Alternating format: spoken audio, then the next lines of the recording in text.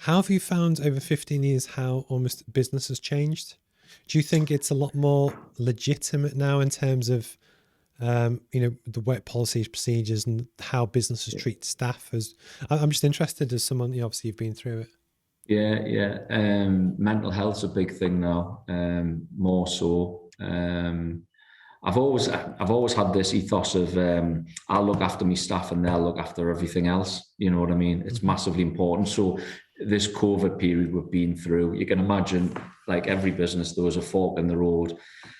There's no book that you've been given to say this is how to run your business. And by the way, this is what happens when a pandemic comes. You've got to, think on your feet. So the choices were: number one, furlough people, make people redundant, cut the business cloth because obviously everything shrank naturally, or make the tougher decision, which is look after your staff and ride the challenges.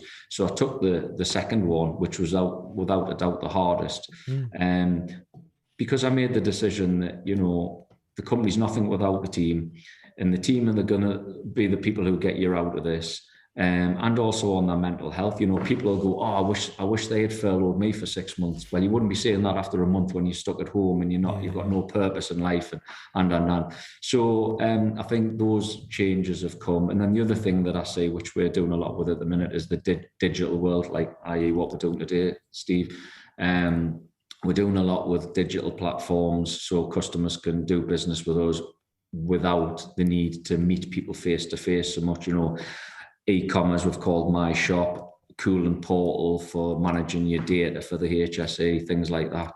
So that's moved as fast as I thought it would, actually. I thought when the digital world comes, it's going to move very quickly, quicker than any other Rollout. Yeah. rollout. Because I know one of the conversations that we've had in the past was actually to do with salespeople and logistics.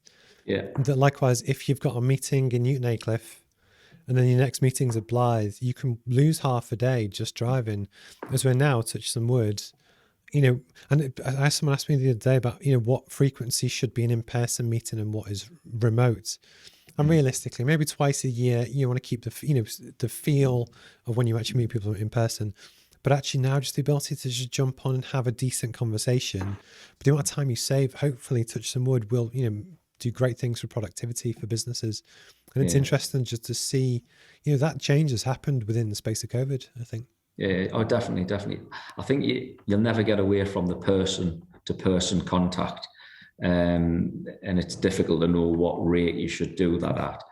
But I think a lot of our customers aren't at the minute embracing this digital world as well as or as much as what we have.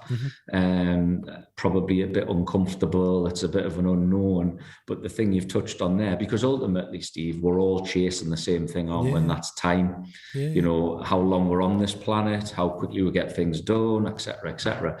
And the digital world definitely, saves you time. You can have, one of my guys was, like you mentioned, doing a lot of traveling, and now we can have 10 meetings in a day, which he just physically couldn't do if he was on the drive from one to the next. So it's definitely got its advantages. Like I say, it's not as warm and cozy as having a cup of coffee with someone, of course, but it's a second best.